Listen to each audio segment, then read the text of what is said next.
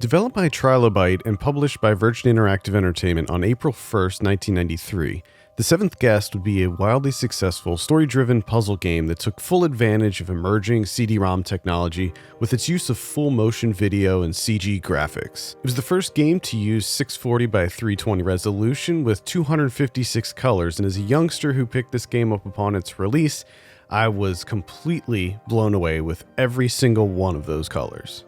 Experience terror in 3 dimensions. The Seventh Guest, the breakthrough murder mystery game in 3D, combines the best of interactive gameplay with the dramatic illusions of filmmaking.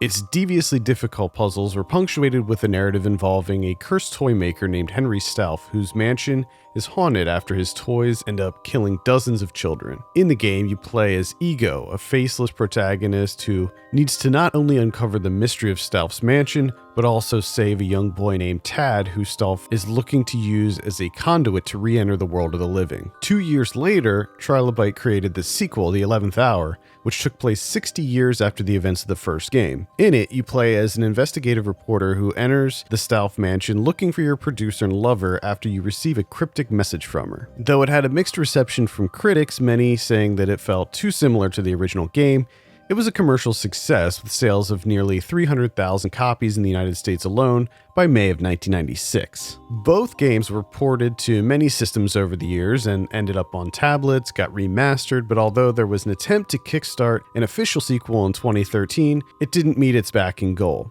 Hope seemed lost for the series, a fond memory of a bygone era that seemed to have no place in the current gaming landscape. But in 2015, a company named Attic Door Productions began working on a fan game for the series. With interest mounting, Trilobite agreed to award them with the Seventh Guest license, provided they could prove audience interest and adequate funding. A Kickstarter was created and ended up raising $60,000, $20,000 past its funding goal. Fast forward to 2019, and we have the official release of the 13th doll on PC, and fans of the original Seventh Guest will not be disappointed with this one. I do say that with a few caveats though, which we'll get into. The game takes place a decade after the events of the Seventh Guest, with little Tad all grown up and stuck in a mental hospital after being traumatized by the ghost of Stauff and the terrifying things he saw in the mansion as a child.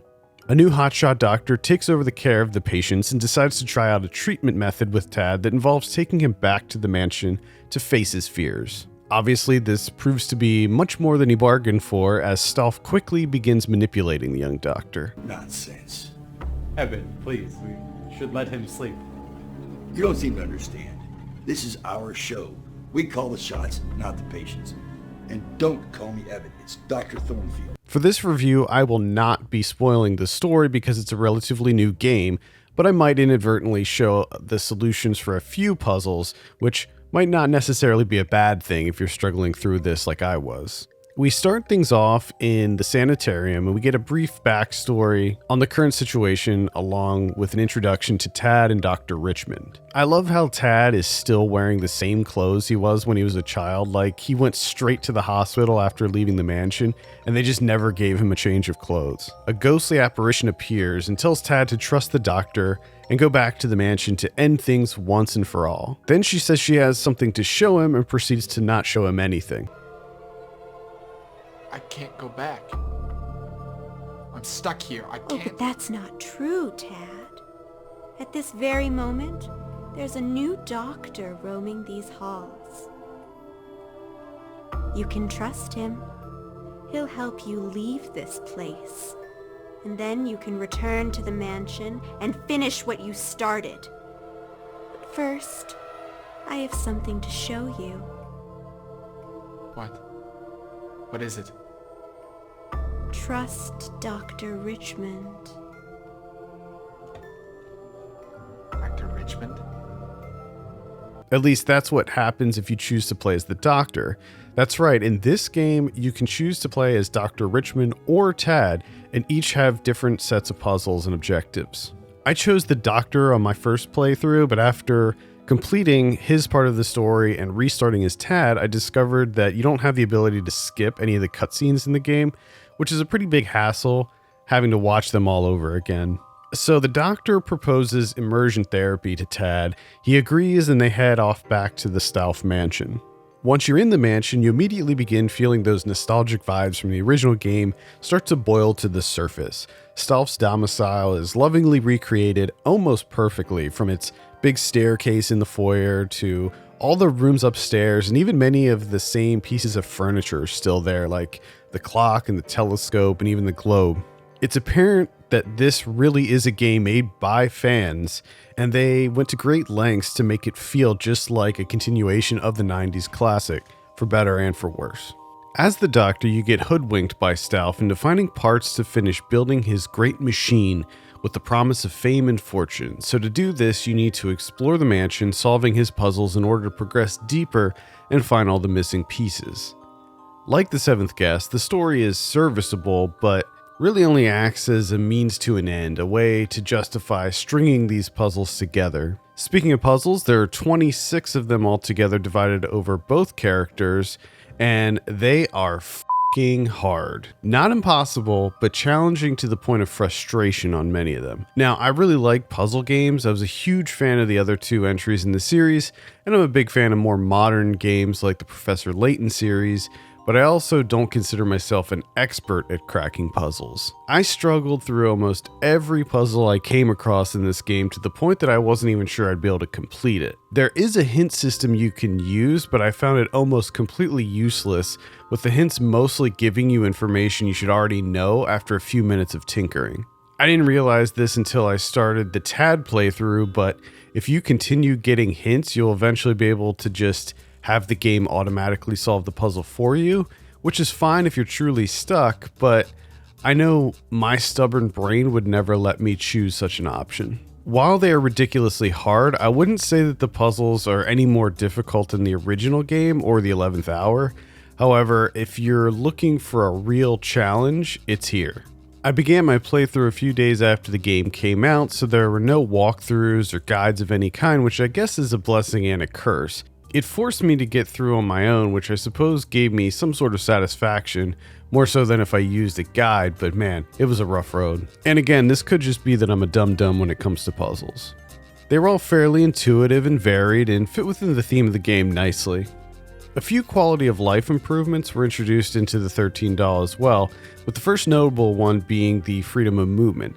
Instead of the pre-rendered backgrounds of the original, this game was designed in Unity and allows you to walk through the mansion, making it a bit more immersive and fluid. One nice touch was that they brought over the same mouse pointers that change depending on what you're going to interact with. There are a bunch of items you can pick up and examine throughout the mansion. These don't add much to the story, but give you a bit more to do as you're exploring. There are also the names of Kickstarter backers littered everywhere, which is a cool addition if you were a backer, being able to see your name in the game, but it's a bit bland if you're just trying to get through the story. Another thing I liked was the inclusion of a map that lets you teleport to various rooms, allowing you to sort of fast travel around. Unfortunately, I didn't discover this until much later in my playthrough, but the map will show lines across a room that contains something for you to do, be it a cutscene, a puzzle, or a machine part.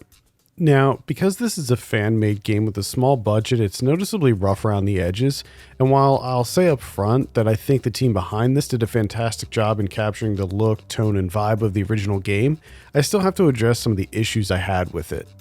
First, the sound mixing is incredibly inconsistent. Sometimes I'd be searching a room and there would be no sound at all, and the next moment the music would be deafening.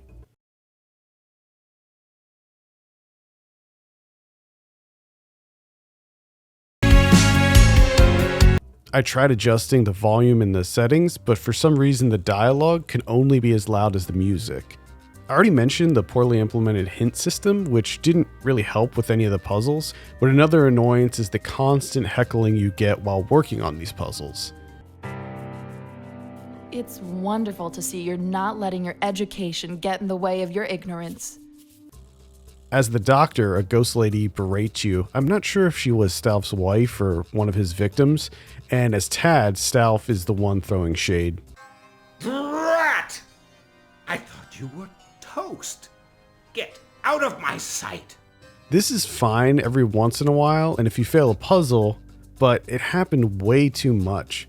I did like that many of them were tailored to the specific puzzle you were working on, but a bunch of them were generic and happened frequently on multiple challenges. I know that this is sort of another carryover from the original, but I wish there was a way to just turn them off. Regarding the graphics, dialogue, and performances, I don't know how I can criticize the 13th All because it's in line with the original game.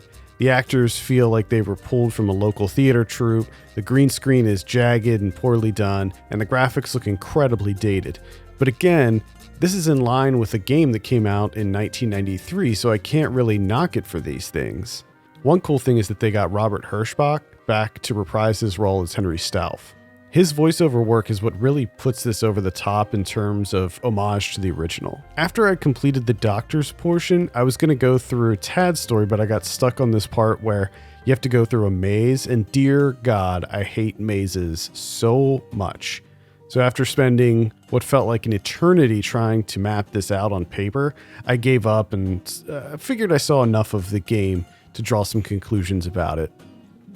The thing about the 13th Doll is it's the type of game you'll enjoy if you've played the 7th Guest fairly recently and not just had fond memories of when you were a kid.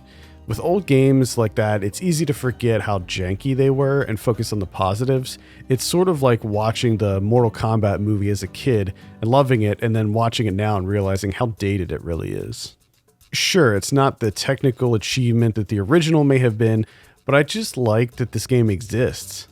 It got me reminiscing about struggling through those puzzles as a kid, racking my brain and feeling that dopamine rush when I finally figured it out. This is a game made for fans by fans, and as such, I could only recommend it to those who love the 7th Guest and the 11th Hour. But for those people, I think you'll have a lot of fun with this one. And that's going to do it for this video. Thank you so much for giving it a look. Let me know in the comments what you want me to tackle next. And if you dig it, consider liking and subscribing.